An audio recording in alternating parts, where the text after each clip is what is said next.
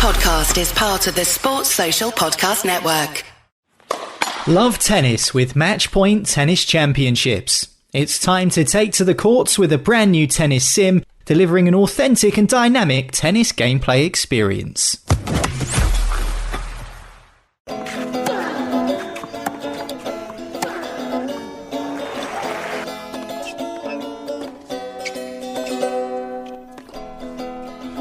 Welcome back to the Love Tennis podcast, a slightly echoey Love Tennis podcast on my behalf because I'm recording in an empty flat and even worse in an empty kitchen, so I apologise for that. George Belshaw is in his usual spot in the corner of his bedroom in North London, or East London I should say, I beg your pardon, and Calvin is somewhere in South London because he of course is here for Wimbledon. I went and watched the great man in action today. We'll talk more about that perhaps a little bit later on. But first, we've got loads to get through in terms of the Wimbledon draw. That was this morning. I was there to watch a man mispronounce every surname in the book, except for Andy Murray's, which was quite impressive, really. It's one of the weirder draw ceremonies because it's not necessarily, well, it's not streamed. It is only really broadcast over Wimbledon radio. Which is probably not the way most people want to view a draw because it's almost impossible to actually keep up with who is where in the draw. But we do have a draw. George, do you want to start with the standout first round matches or do you want to look at the quarterfinal matchups? I thought we could take it section by section and just have a look at kind of each quarter and kind of talk about the players who were in there and who we thought could be interesting. I mean, there are some amazing first round matches like Paul Jubb, Kyrgios is just a good fun one. I think for the women's, the one that stuck out to me was Halep Mukova. I think that's probably the highest quality one I saw. You got Sinner Wawrinka, I think is one of the first round ones. I mean, that's an absolute beaut for me. Like Sinner Wawrinka is the standout tie of the first round for me.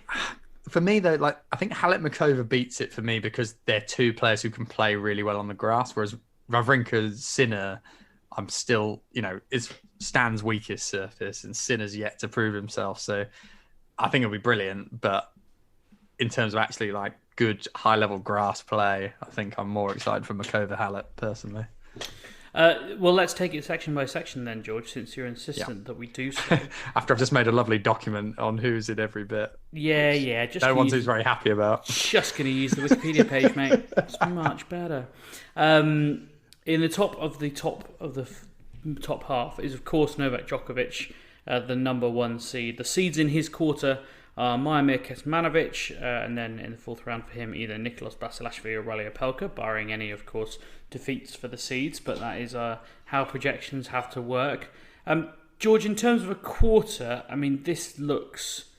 I don't know if Djokovic could have hand-picked it much better, to be honest. Yeah, I think the one you'd look at who's kind of hardest in the early rounds is Kokkinakis, just in terms of he'll beat him if he plays him, but he's someone you don't want to face in the first two rounds just because he's got a high ceiling. His body won't take him through a whole slam, but he's capable of just playing unreal lights out tennis, which is kind of the only, and it's kind of the only way you can beat Djokovic really is if you've just got massive weapons and can kind of take it to him. And, Kokkinakis is someone who'll get the crowd going. I think I'm at a stretch to see Djokovic losing in this tournament still, despite whatever we think about him at the minute. He has just been so good on the grass the last few years that I think it'll take a special performance to take him down. But yeah, look, Kecmanovic is having a great year, but again, is he a great grass player? Don't know. Opelka back in, 90s, would be a terrible match because he'd just be landing everything. But as Calvin has said many times about the grass, it's a little bit slower. It suits a Djokovic a little bit more. And he's so good against the big servers that you almost don't worry for him in that sort of match. No, I mean, he's probably the greatest or the second greatest returner of all time.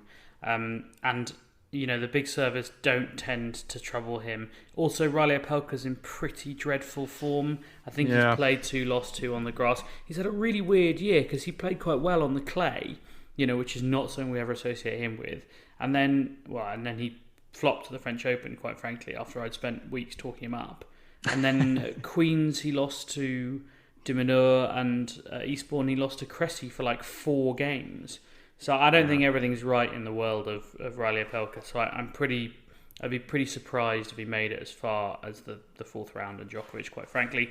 He's also got Tim van Richthoven in his round 2 bracket, which, I would think, just looking at his draw of Opelka and then maybe Basilashvili, I tell you what, by the way, the most insane bracket of the whole draw, just in terms of on-court characters, Basilashvili against Rosal plays the winner of Alice versus Pear. I mean, that 4-player bracket could win the fines alone against the entire field. I mean, it's funny you're into Van Richthoven there because I don't want to over-egg the fantasy too early, but I think one of the big challenges this season is that unseeded male spot, because you've got Murray there, you've got Kyrgios there, but Van Richthoven's draw looks good to me. It does seem like a little bit of an opening where you can see a kind of unseeded guy getting to the fourth round. You wouldn't necessarily fear Basilashvili or Opelka out of form, and it's a guy who's just won a grass court title, beating world number 1 Daniil Medvedev in the final. So he's definitely option. I think I'll be going for Kyrgios, by the way, on that section. But that doesn't surprise me in the slightest. Let's move down to the second section, shall we? We assume Djokovic is going to come out of that. Yeah, I think we're bracket. naming Djokovic comfortably there. Yeah. This is where we find the tie of the round, Jannik Sinner versus Stan Wawrinka.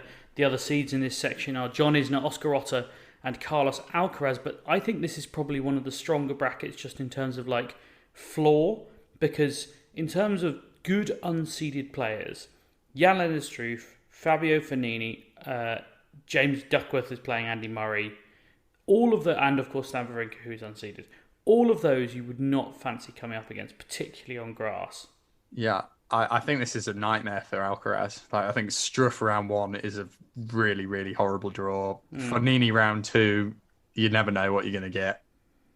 Otte is playing actually really good stuff, and I know, James, you really loved his match with Murray last year and were impressed by his level. I watched a lot of him last year. I watched him against Rinderknecht in the first round. I watched him obviously a lot against Murray in the second round, and I said, I really think this guy's got a lot more than being whatever he was, 120 in the world at the time. He's now seeded, and Murray incidentally, I can't remember where we were the other day. Oh, we were on a call with him when we were down in Eastbourne, and someone asked a question about, playing those big matches like the one against Otte, and he interrupted and said, yeah, it turns out he's actually not that bad as you all thought he was, isn't he?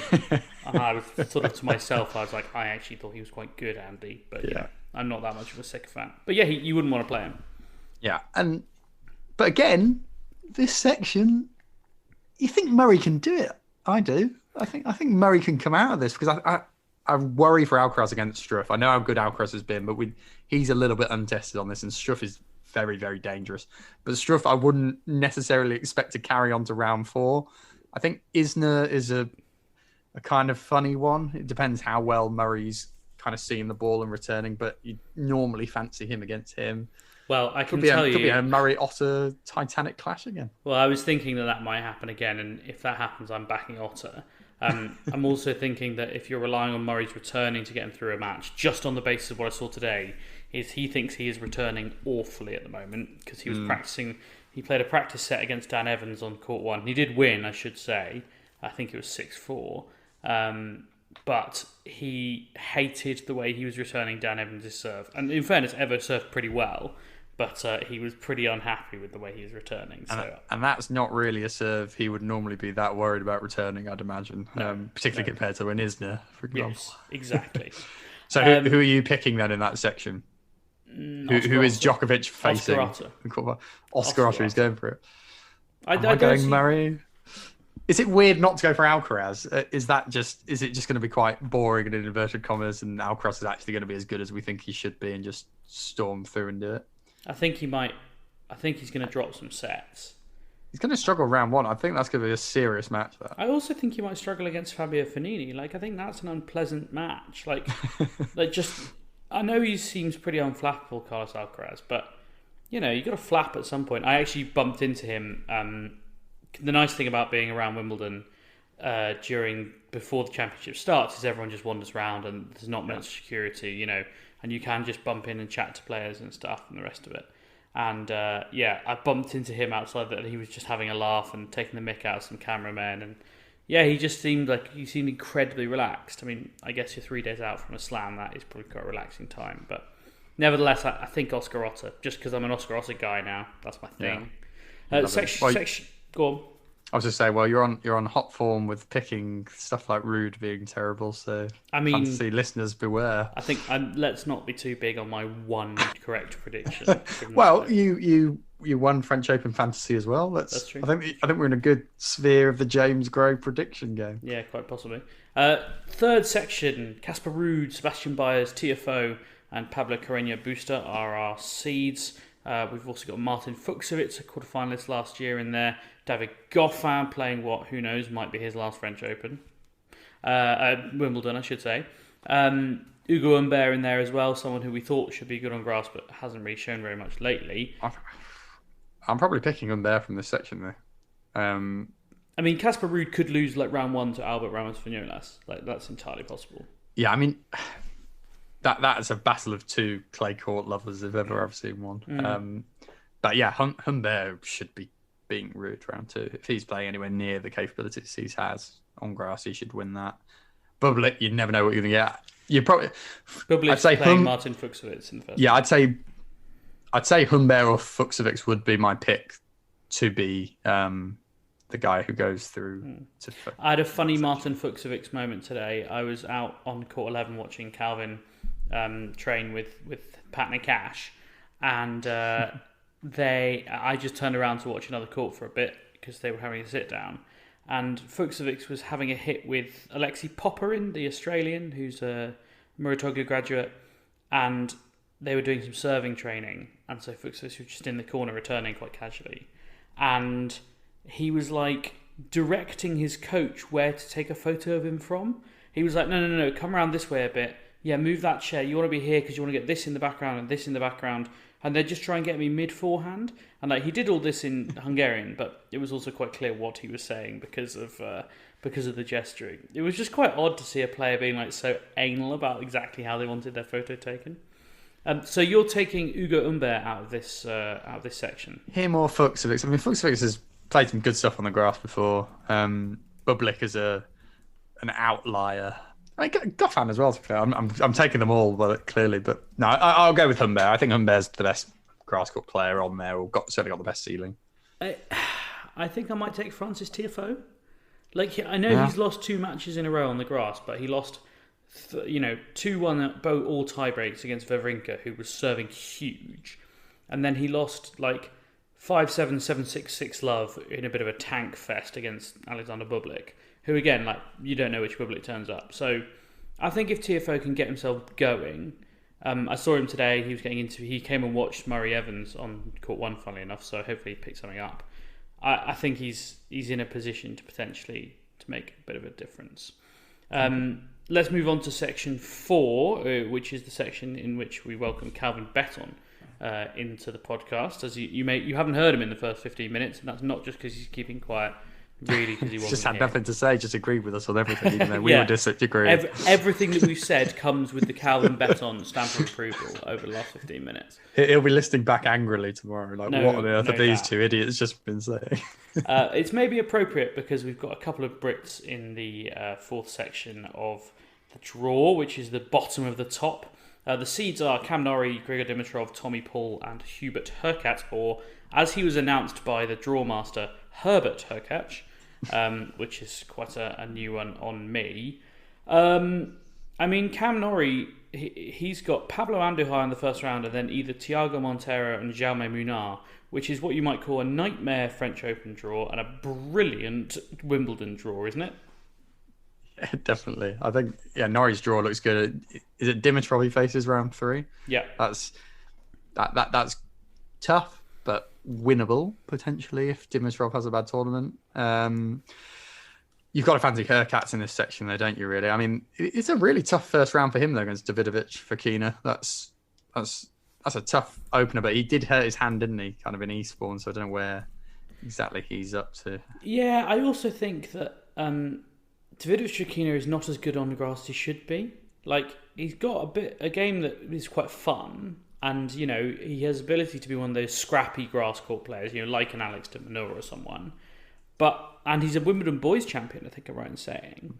But he just seems to not have translated that. He played doubles down in Eastbourne as well, I think, just to try and get some games into his legs, and promptly lost to Mahou and Roger Vasselin. I mean, I'm kind of talking around everyone else, but the level Hurkacz was playing last week, he should win this section comfortably, and he'll beat whoever is on the other side comfortably. Don't if he write plays off near Tommy that. Paul. Don't write off Tommy Paul. I'd hate to write off Tommy Paul, but Hurkacz should be the guy who's meeting Djokovic in the semi-finals, I think. Calvin, Cam Norrie, I feel like he doesn't know how good he is on grass still. I'm not sure he really knows, because he's played very little on it. He didn't really play on it growing up, didn't play on it in college, obviously. Presumably getting in theory, 2 clay quarters in the first 2 rounds is exactly what he would want if he was going to hand-pick his own draw. I'm not sure he doesn't know how good he is on grass. He won Queens, didn't he? Or lost in final at Queens last year. He only lost to Federer at Wimbledon. I think he rates himself fairly solidly on grass. But he'll see that as a little tasty draw he's got there, I think, for sure. And Ryan Peniston is in that quarter as well, or in that 8th, I should say, up against Henri Laaksonen, which, Laaksonen's never won a match in the main draw at Wimbledon. Obviously, Calvin, Penno well.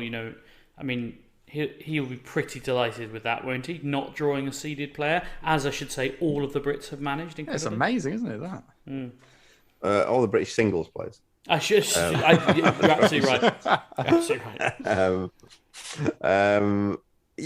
Penno will be up. It's one of those. I've heard it a few times today from various players. The phrase I could have had a lot of a worse draw. Yeah, and that's the way you'll be looking at it. Henri Laaksonen, by the way, has never won a main draw match at Wimbledon. He's won a main draw match everywhere else, so he can play a bit. He's not a total nobody. I'm probably with you, George. Hubert Hurkacz coming out of that. Quickly down. So are we all Djokovic Hurkacz semi-final in that half? The thing is, with the way the tour is on grass at the moment, it's hard to pick anyone else, isn't it? Like, anyone who's got any sort of pedigree. Murray to upset Djokovic in the quarterfinals? What's the whispering about Murray, Calvin? Are people very excited?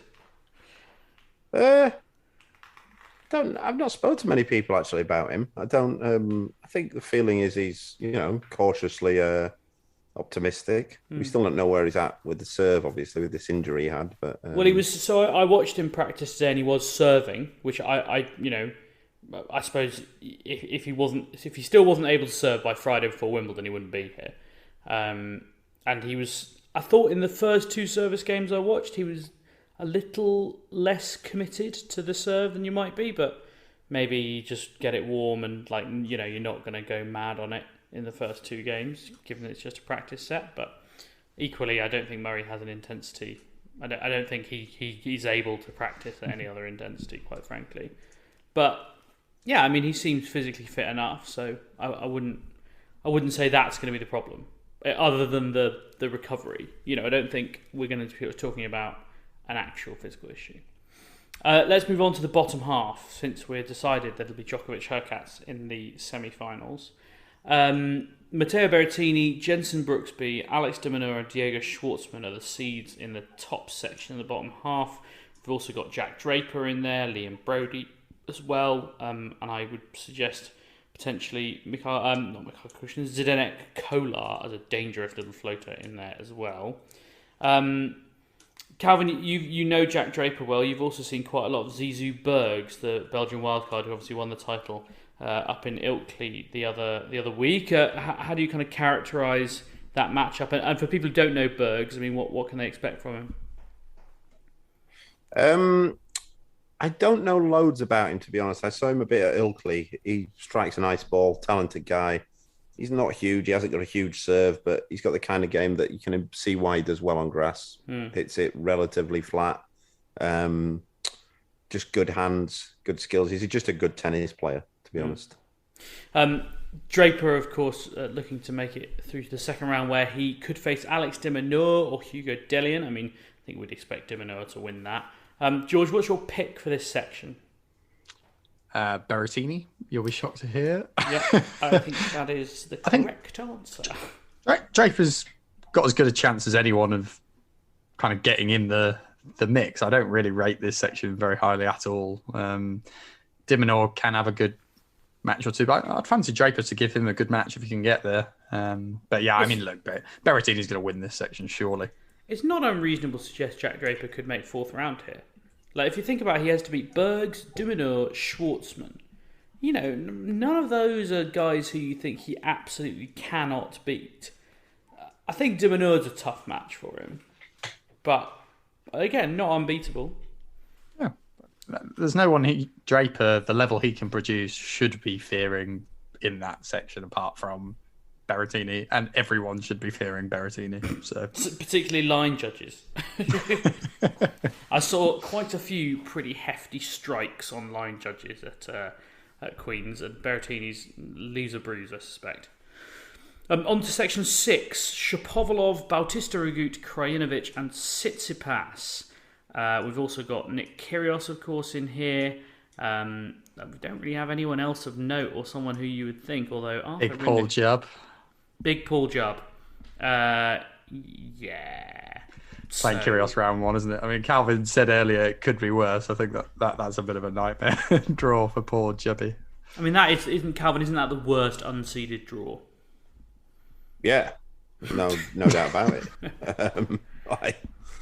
Of the 32 people who are seeded, there's players in those that you would rather get than Kyrgios. It's a lot, yeah. Well, I mean, I think Kyrgios wins this section, by the way. That's a big call. I mean, it's hard to really disagree with it necessarily. He beats Tsitsipas for me if they meet. Yeah. Calvin, just if you're to like dream up a way that Paul Jubb beats Nick Kyrgios, like if you're to sort of write a realistic script for that match, I mean, how does he do it? Apart from probably hoping Kyrgios has a bad day. Specifically, that Kyrgios would claim that the umpires are shit, repeatedly keep saying they're shit, and get a code violation, point penalty, game penalty, set, and then default. So there's no world in which Jubby undoes him. No, there is obviously, but Kyrgios, like on tennis alone, purely on tennis, he's a quality grass court player. Yeah. There's no question about that. But he's also he's a lunatic and an idiot, and like that, that will happen.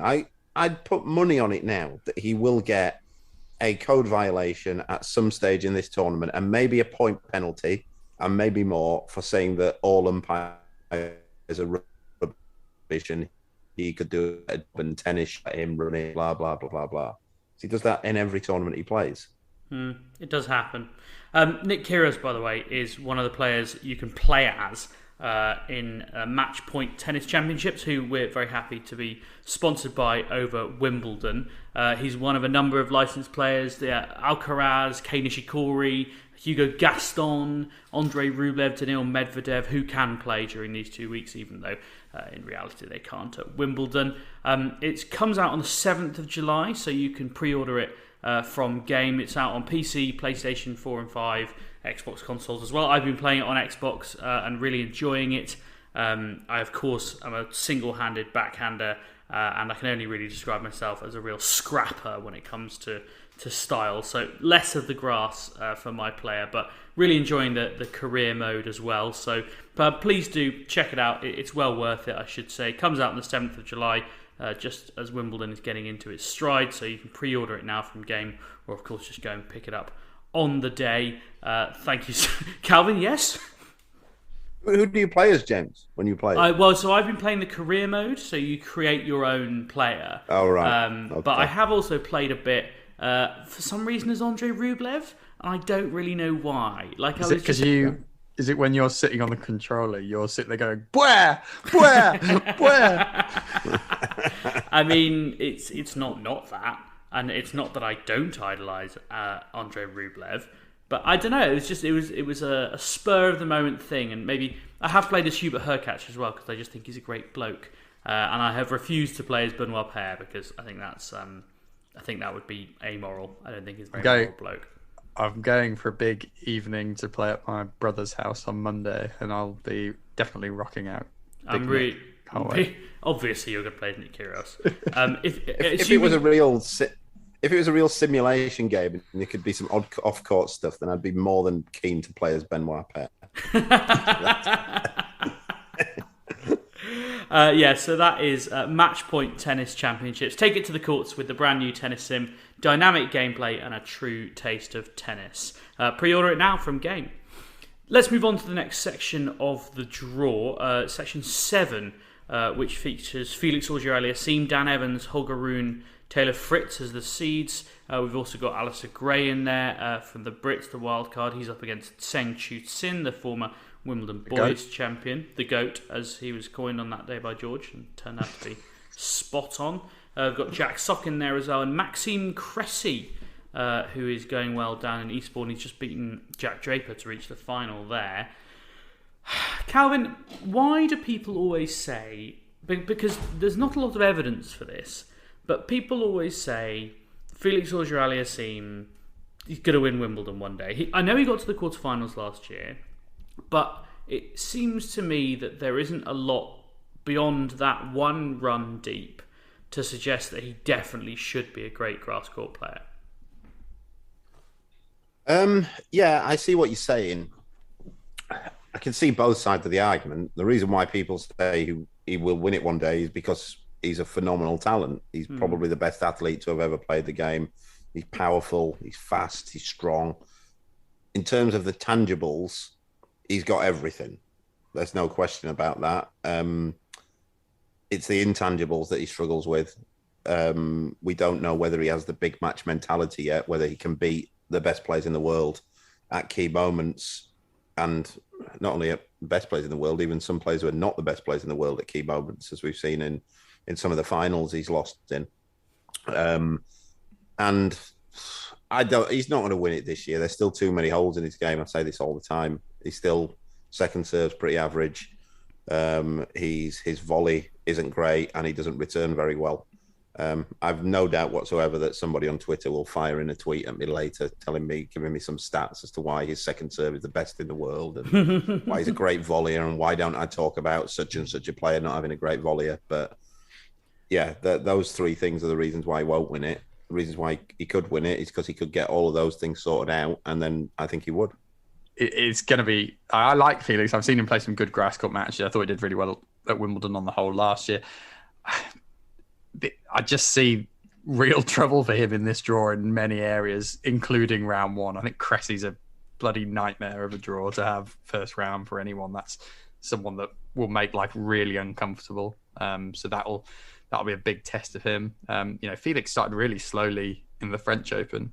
That first round match we watched, I can't remember who it was now, but he won in 5 sets. And he was absolutely dreadful. Lad, wasn't it? Yeah. That's it. He was dreadful for 2 sets and then kind of kicked into gear. And then, he's pushing Nadal suddenly in the 4th round. So I think he's starting to show.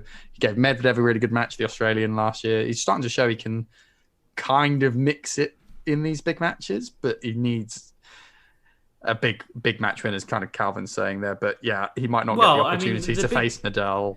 The big match win is beating Zverev in 5 last year, right?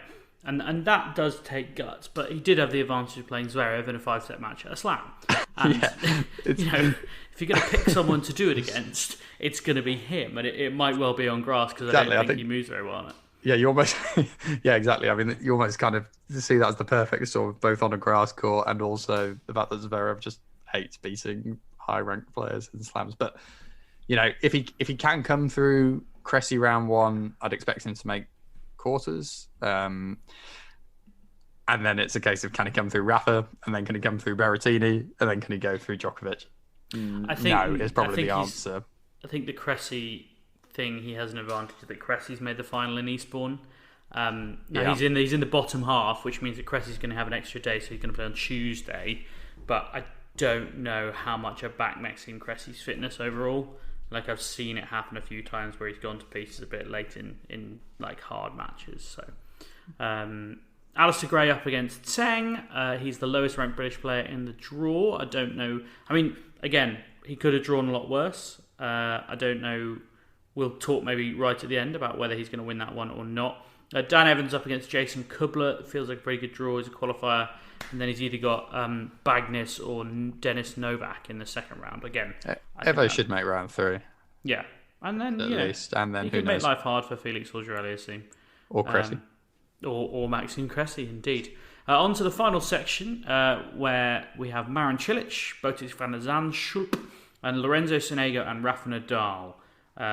Now, we talked about how easy Novak Djokovic's draw is, and I don't think that's unreasonable. This feels like a stinker. The stinker is in really hard. Yeah. Yeah, I mean, Querrey's kind of got a bit of form. I remember he took out Djokovic and Murray in back-to-back years when they were both world number 1 at Wimbledon. Yeah, but he didn't really take Murray out. I mean, yeah, that was when Murray's hip. But he took Djokovic out. Djokovic out. So he can make it awkward. Kudler, I think, is a really good grass court player. I think he's got a lot about him, but I'd still expect Nadal to win.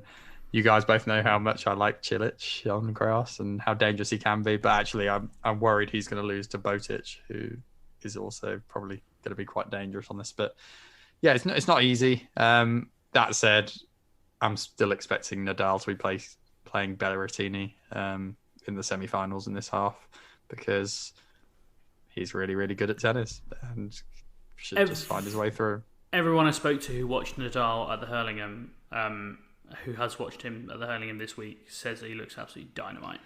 The Hurlingham is a never take a form guide from the Hurlingham. That's my advice. I went there a couple of years ago to watch Cilic thrash Nadal, and I was like, "Oh, Cilic is going to be really dangerous." Like, I also should say that 2.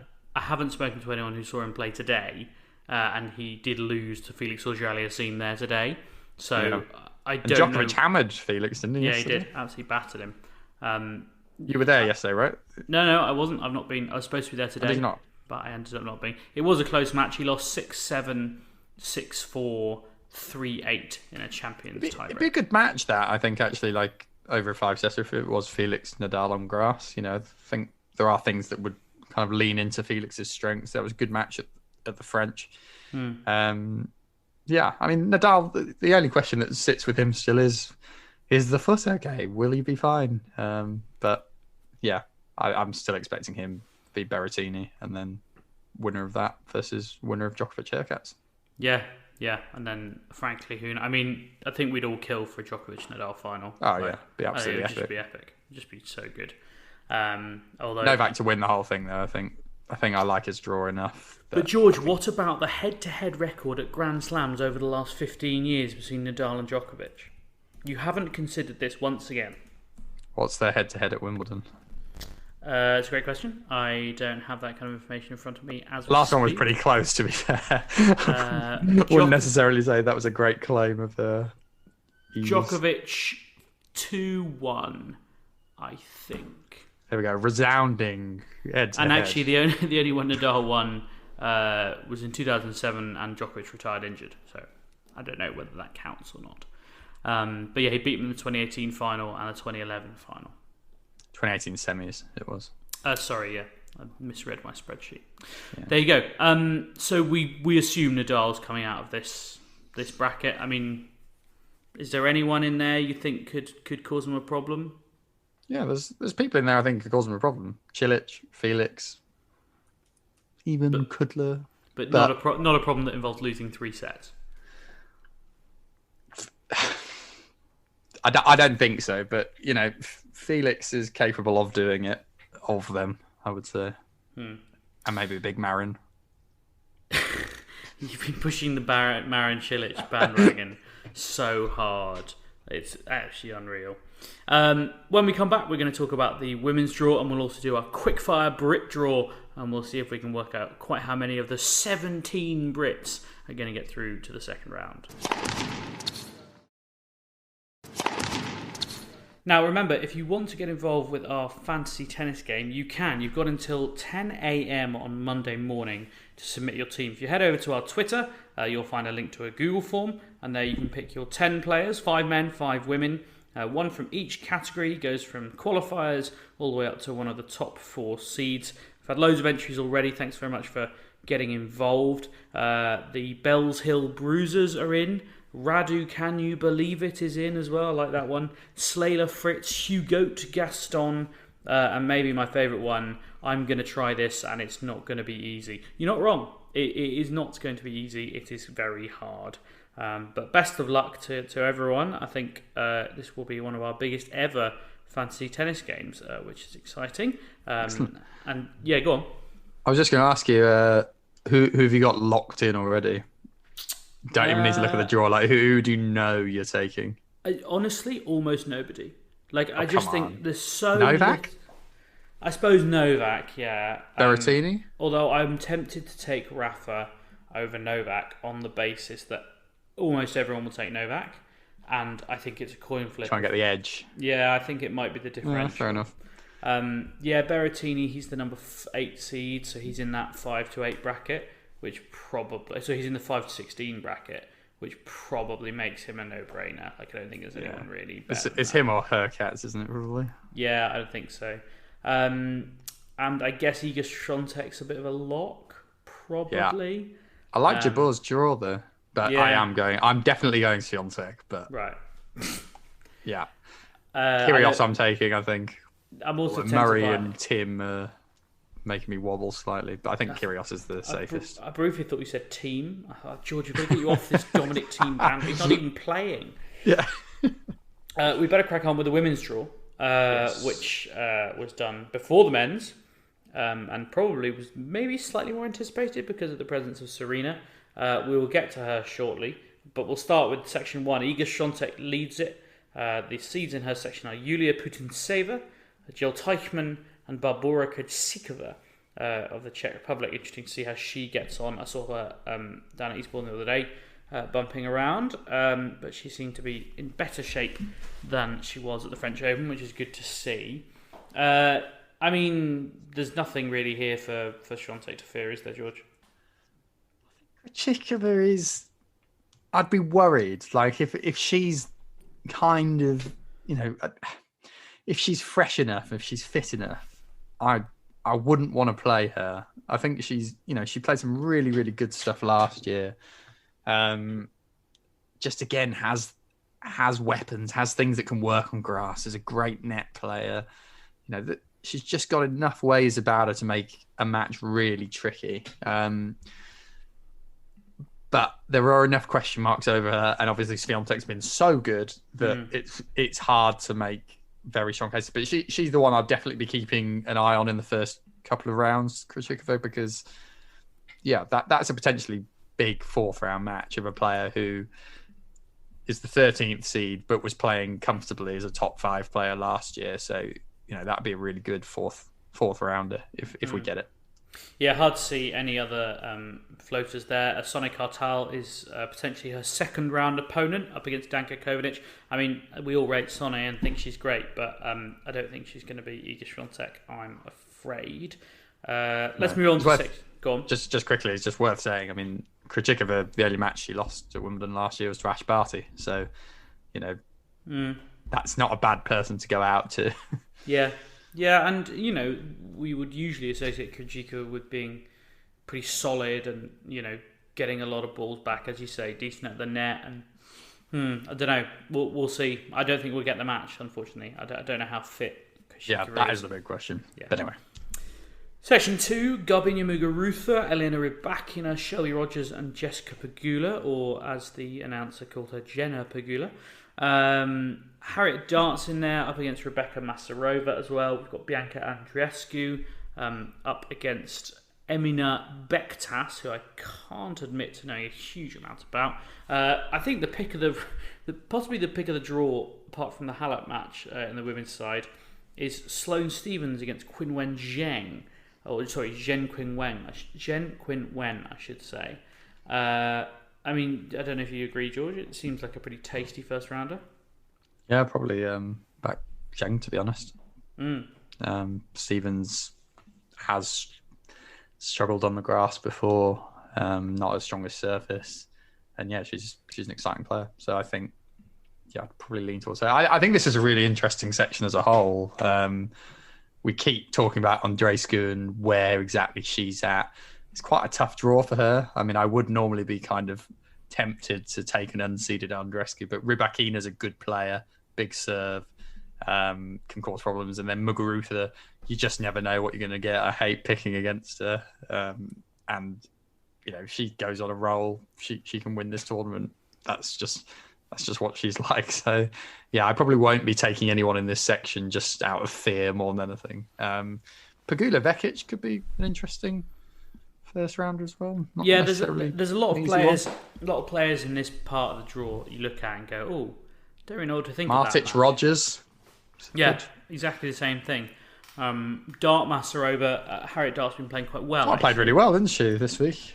She's been going well. Big wins. We often talk about how Harriet Dart, she's got obvious shortcomings. We know she's underpowered, but somehow on grass she seems to get enough pop on her serve. She beat Marta Kostic, she beat Madison Brengel, she beat Jill Teichmann. They're all really quite good results. And she picked up a couple of wins in the doubles as well. So, I don't know. I think she's got a chance there. And she'll probably win first round. And then Jessica Pegula, who knows? Yeah. Or even Donna Vekic. Section 3. Paula Badosa, Petra Kvitova, Kamia Georgi, and Simona Halep in this one. As you mentioned, George, as well. Yeah, the Halep Mukova one is the pick. Curveball. Yeah, and it's a curveball for the draw really, because Badosa had a bit of a bad loss to Burrage this week, but I think she can play on grass. I think I'd still kind of be backing her to get to the third round at least, but Kvitova's obviously won here before. Okay, she's not really been hitting the heights in recent times, but still not someone you want that early. Georgie's had some good wins this week. But yeah, Mukova Halep, I think it's the pick of the round, and I'd probably be backing whoever wins that to come through this session. I should say, for people who are surprised they haven't heard from Calvin that much over the last couple of minutes, a few technical difficulties, and we're on a pretty tight schedule because both Calvin and I are working at Wimbledon this week. Calvin, while you're here, because we had the doubles draw today, and this may be our only opportunity to ask you, Henry and Julian have drawn. Yeah, they've drawn the 13th seeds. And how does that? I saw your live reaction when the draw came out, and it seemed relatively positive. Yeah, look, it was... Well, they actually could have got, if they'd have been drawn out one spot earlier, they'd have played Kokkinakis and Kyrgios, which wouldn't have been a great draw. No. And yeah, look, you've got to play a seed in the first or second round, so it's, playing against two South Americans, and this is not me taking anything for granted. They're very, very good doubles players, and they're ranked that highly for a reason. That's probably about as good as you could hope for. They're also not in great form. I saw Calvin. I've not had time to look at their. I've not had time to look actually, as it matters. I'm going to be doing later. Not many big runs. They've been losing first or second round a lot the last 4 weeks. So. Sounds like it's time to get under their skin in the locker room. Does that just on a genuine note? It came up during the Holger Rune Casper Ruud stuff. I mean, is there much kind of mind gameage going on, like behind the scenes in the locker room and the restaurant and stuff? If I'm around, there is. Why not? Yeah, you mentioned a few things. Mention a few things in the queue, pretending that you don't know the other person's there. But no.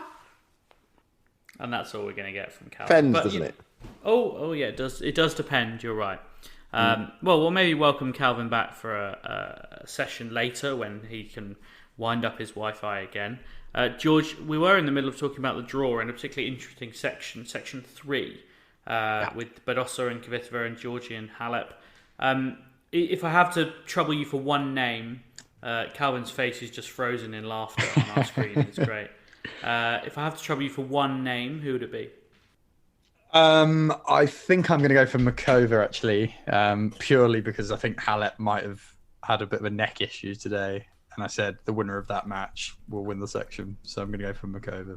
But there's a great caveat that she has also continually struggled with injury recently. So, But she's been in the quarterfinals here twice before. I think the last 2 years that she's played in a row. She's a very good player. I really like her. And you've heard me bigger up on podcasts before, so no doubt she'll disappoint me now I've backed her to go that far. Moving on to the bottom of the top, section 4, Coco Gauff and Amanda Anisimova, Sarah Sorribes Tormo, Karolina Pliskova, and a dangerous floater by the name of Serena Williams. I thought you were going to say dangerous floater by the name of Kaya Kanepi, but that's the next section. No, she's not a floater. That's what I always think when she's dangerous floater. She's not a floater anymore. She's a seed. She's renounced her floater status. She's now a genuine contender. I mean, the idea here that we might get Serena Williams versus Coco Gauff in the 4th round is wonderful for narratives, but it's not realistic, is it? Well, I don't know. Maybe. I don't know. She can. It's so hard to say. I mean, I watched Serena playing doubles this week. She looked a little bit slow getting out to the returns. I fear for a singles match, kind of getting back across the court after that will be a test. I think a lot of people will be serving wide and then sending that ball to the other side of the court, really testing that movement. But it's a decent first round draw. One she can win. My girlfriend will be very pleased if she wins because we have tickets for what would be her 2nd round match on centre. So she would happily love to watch Serena and Rafa that day. But yeah, I mean, round 2, Sorribes Tormo is not an easy player to beat, and is the sort of player I'd imagine might make it really, really tough for Serena at the minute. She's someone who gets a lot of balls back, covers the ground really well, better touch than people give her credit for. That's the sort of match where Serena's fitness would be really quite tested, I think. So, yeah, certainly capable of beating anyone in this section. Pliskova certainly wouldn't be an easy 3rd round draw, but she's bang out of form as well at the minute. So, yeah, I'm not going to get too excited, but it's just nice to have Serena back, to be honest. Indeed. I would probably take Coco Gauff out of this quarter. I would as well. Yeah, it's hard not to, really. Let's move on. Balter as well has played some good stuff this week. She'll fancy her chances 1st round, and that'd be a great round 2 match. Balter Pliskova, just in terms of home crowd. Pliskova, don't know if she's quite there at the minute. She's lost early at Wimbledon before. No fear. Why not? Could be fun. Why not, indeed. Bottom of the top. Top of the bottom, I should say. Yeah, go on. So in this section, because we've gone through 4 now, haven't we? So what's our semi-final? So what's our semi-final here? Swiatek versus Gauff. French Open final rerun. Yeah. It's hard to disagree, really. I think so. What did we say the quarterfinals would be? Swiatek versus... Well, you said Swiatek versus... I mean, hard not to say Muguruza. Should we go Muguruza? Swiatek, Muguruza, Makova, Gauff. That'd be a good lineup if we get that. Yeah, then we get behind that. Section 5, Collins, Risk, Keys, and Emma Raducanu. Now, just to fill people in on Raducanu today, she is an injury doubt for Wimbledon. We were aware that she cancelled a training session today at the last minute. She was supposed to be hitting on number 1 court with Garbine Muguruza. Conchita Martinez walked out, Garbine Muguruza walked out, no one else followed. And I think it's Muguruza's manager said, Conchita, who's Garbine hitting with, from the stands? And Conchita sort of shrugged, and it became clear to us then that Emma Raducanu pulled out of practice, and some Wimbledon officials said, we've got to play it, don't worry, we've got to play it. So it was a pretty last-minute decision. I'm told that she did train for an hour at Orangi before going to number 1, or not, as the case was. We are not aware of exactly why. The question was asked, and we were not told no. That's the best I can put it. Is that we said, is she an injury doubt for Wimbledon? And we were told there is no update.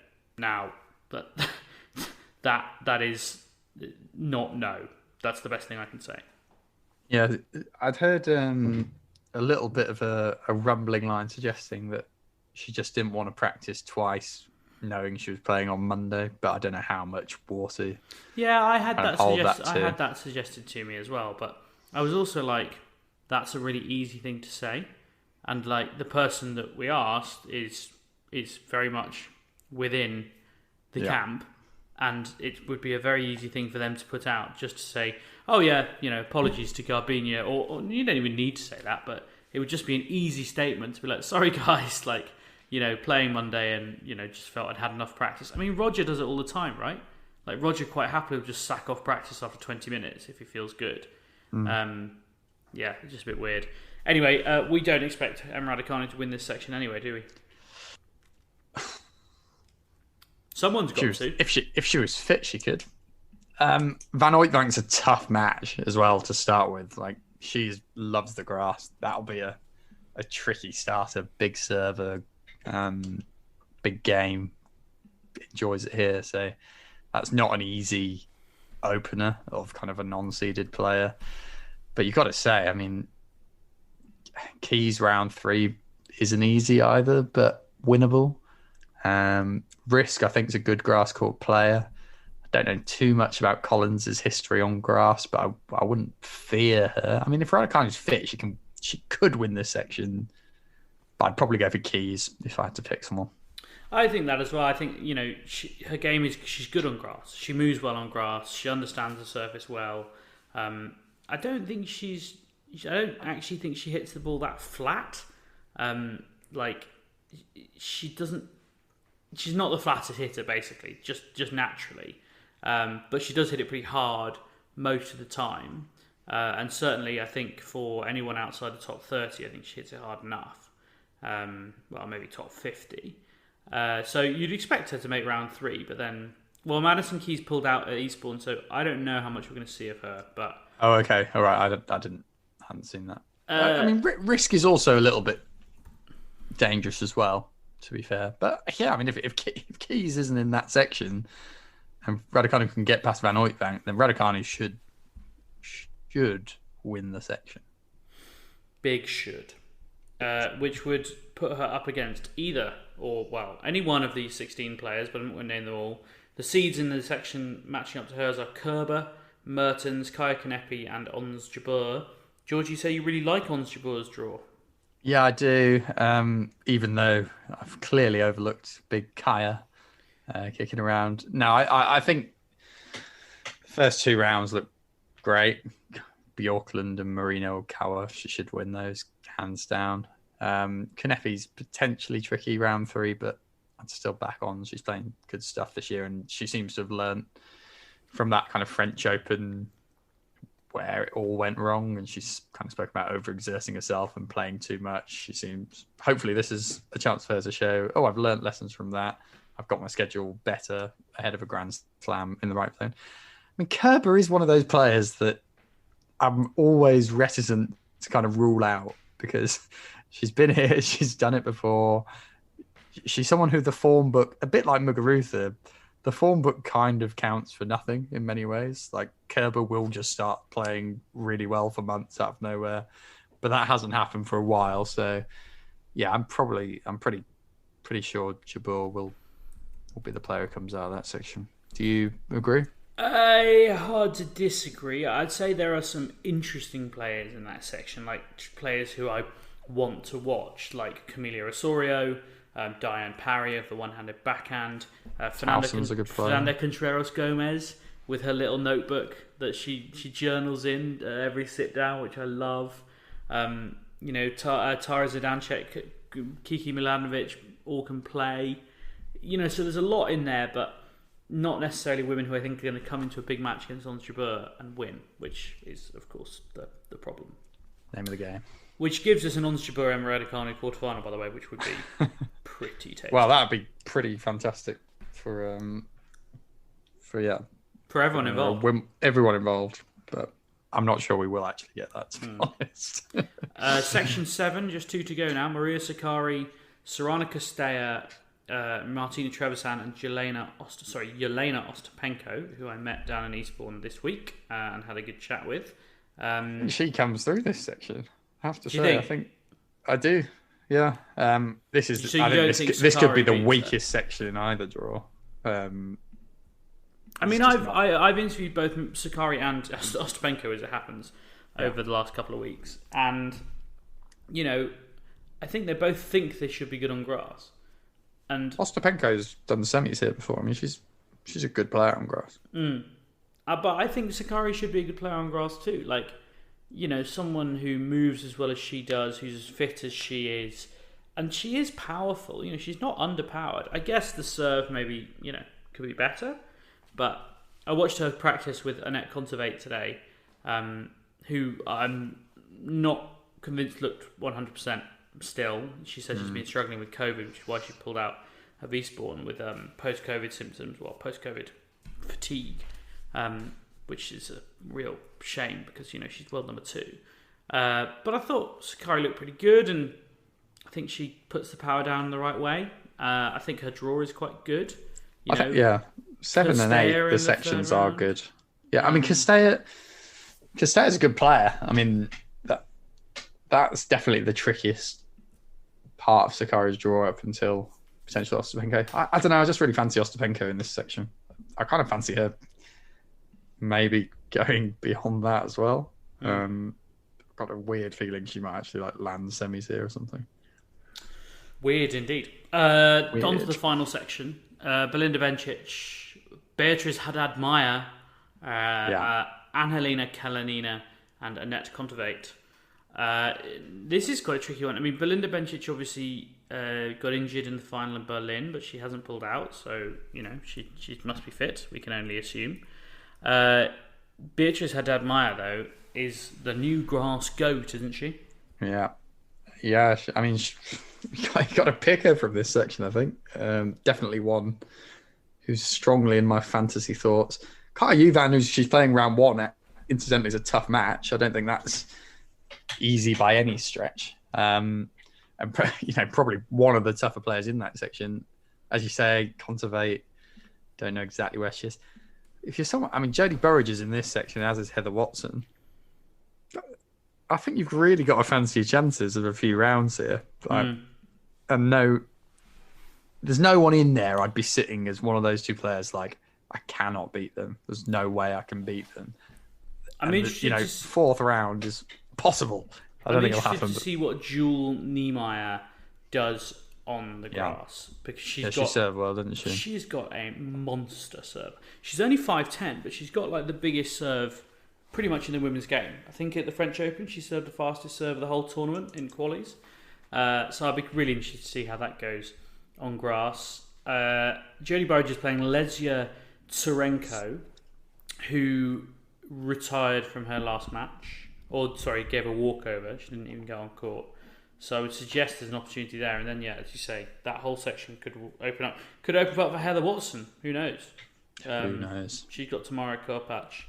But you can see why I think Ostapenko might be the one who streams through to this semi-finals from these two sections. I think she's landed in a good area and she's got the game to... She also has the mentality that she could totally implode and go very, very wrong. But obviously. But I'm kind of feeling it for these players in this tournament. I feel it for Kyrgios. I feel it for Ostapenko. This is their time. I see. Incidentally, also in that section is Wang. I'm going to mispronounce. I never know how to pronounce Q. There's 2 Wangs. Yeah, but this is Wang with a Wang Q. Chang. Is it Chang? You pronounce the Q. So Wang Chang, who's coached by Pat Cash. I watched them together. A, she can really play. And good. B, Pat Cash is in some nick. For a guy of his age, he's 57, he is in serious shape. For someone also who did look a bit haggard for a while, he now looks... I'm not saying I've got a crush on him, but he's in good nick, I'll give you that much. Who's in better shape, Pat Cash or Patton Cash? Well, it's Pat and Cash, unfortunately. They are younger. Combined, I think they probably are still younger, yeah. So there we have it. We have women's draw. Yeah, let's just recap our semi-finals, men's and women. Then, so we're saying Djokovic, Hurkacz, Berrettini, Nadal, Swiatek versus Goff, and Jabeur versus Ostapenko. Correct. Which I think we'd all take. I think we would definitely all take. I'm pretty certain we will not get that. But it's time to do some quick fire British results. This is a tough section as well, but Could be fun. It is tough. We're going to fire through and pick win or loss for the Brits in the first round. Go on then. Hit me. Job Kyrgios. Yeah, Kyrgios. Murray That's Duckworth. Murray. I agree. Norrie Andujar. Norrie. Yeah, okay. So we're 2 for 1. 2 and 1 at the moment. Okay, 2-1 to the Brits. Jay Clark, Christian Harrison. Ooh.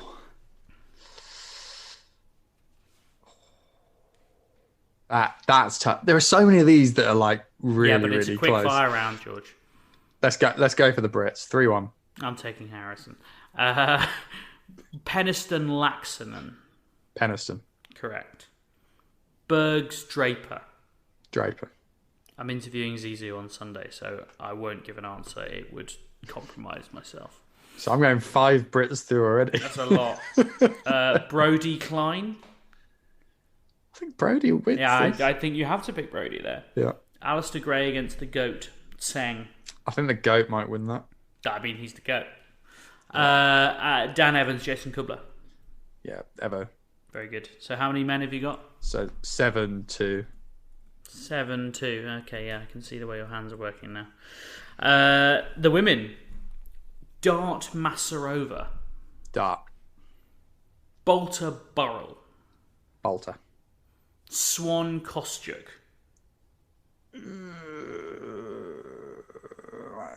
It's Kostyuk. Obviously, it's Kostyuk. She lost this week, though, to one of the Brits, didn't she? That I was a bit surprised about. She lost to Burridge, didn't she? You're still undecided. No, I'll go Kostyuk because I feel I'm being overly biased towards the Brits at the minute, but I'm on the fence. Garcia Miyazaki. Garcia. I think that's tough. I think Lily's quite good. Raducanu van Uytvank. I'm going to back the lucky loser that replaces Raducanu in the draw. Yeah, I think that's a hard match, but let's be positive before someone tells me off for being negative. Korpatch Watson. I think Watson. Burridge Serenko.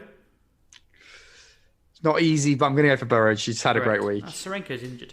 Kartal Kovanic. I think I would agree with almost all of them. What's your final score? So that was 5-3 to the Brits. 5-3 to Brits. So you think we're going to get 12 12 Brits into Brits the second through. round? I mean, that would be pretty epic.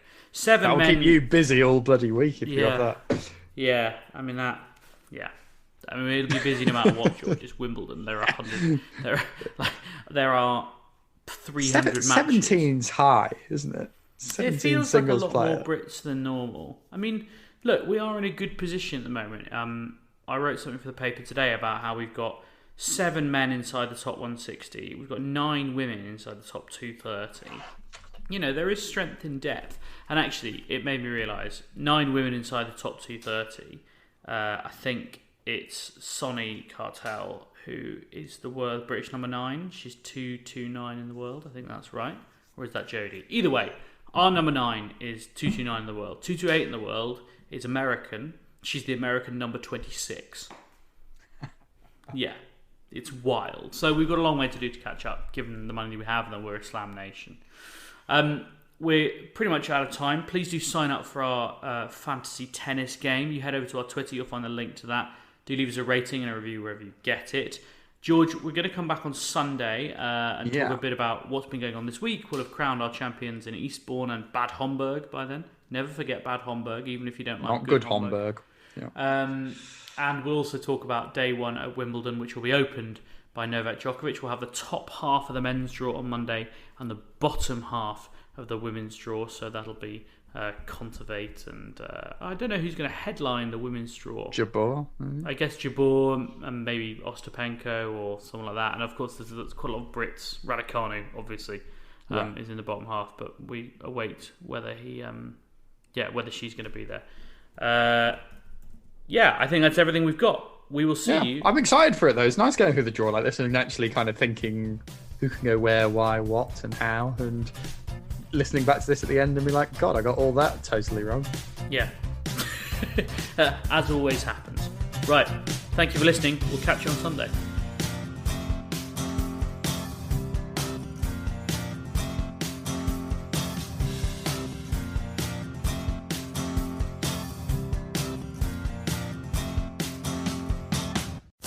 Sports Social Podcast Network.